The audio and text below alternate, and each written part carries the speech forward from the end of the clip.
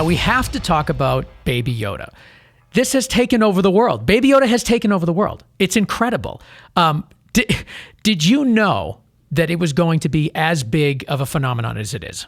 I think most of us on set knew that it was going to be well received. We didn't think that it would be changing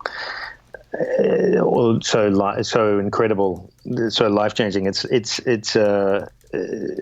He's a little cute guy, that's for sure. We've all been in love with him for about a year and a half, so I'm really happy that the world's now experiencing him.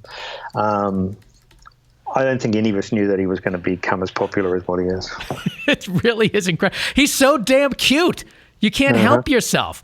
As I was watching it, I'm like, oh my God. Like, it starts off and it's really cool, Baby Yoda, just it's just an interesting thing in this world that you've created here.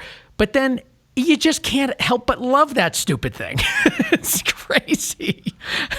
Truett Morrow on Facebook wants to know how much of Baby Yoda was CGI versus puppets. And it seems to me that most of it was puppets. That is true. Most of it is puppets. There is a couple of CGI moments where a puppet can't accurately climb up a chair or walk down a ramp.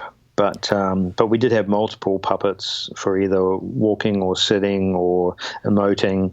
The little guy's fantastic. We all loved him. Now, talk to me about the way that you worked with the puppeteers in working with the Baby Yoda scenes.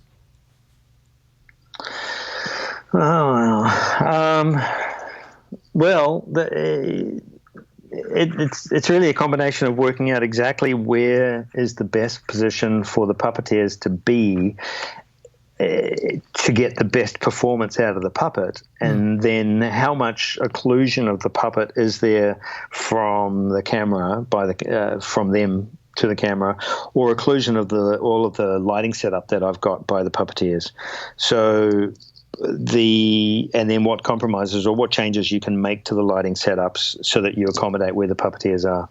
And obviously, if you're shooting a scene with puppeteers, you shoot a clean plate, and then you shoot the scene with the puppet and the puppeteers. And so you just have to make sure that the lighting on the child is not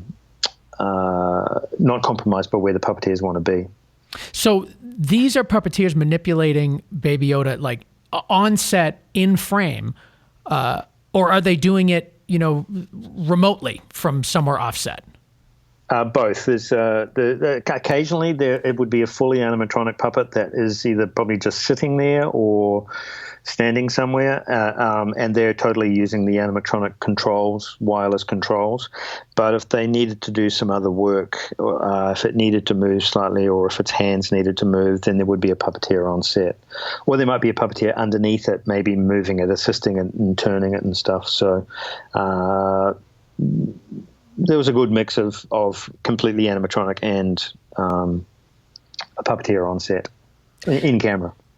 I can imagine that becomes a challenge with blocking sometimes, lighting sometimes. There must have been points where you sort of thought to yourself, like, can we just do this offset so you don't have to be on set right now? I mean, was there ever any conflict between you, the puppeteers, the talent? I mean, did it ever get annoying? Well, obviously there are often moments where things are challenging, but you don't make them annoyances; you make them challenges to rise above. The day is a constant parade of difficulties that you need to overcome, and I think if you get annoyed, then you're not doing your job right. Well, you're not going to get through the day very well. That's true. Yeah, there are times the cockpit was very small, and there's lots of scenes inside the Razor Crest cockpit, and the baby's in a lot of them. Yeah. So yeah, it's complicated, it's difficult, but there are challenges to rise to and above.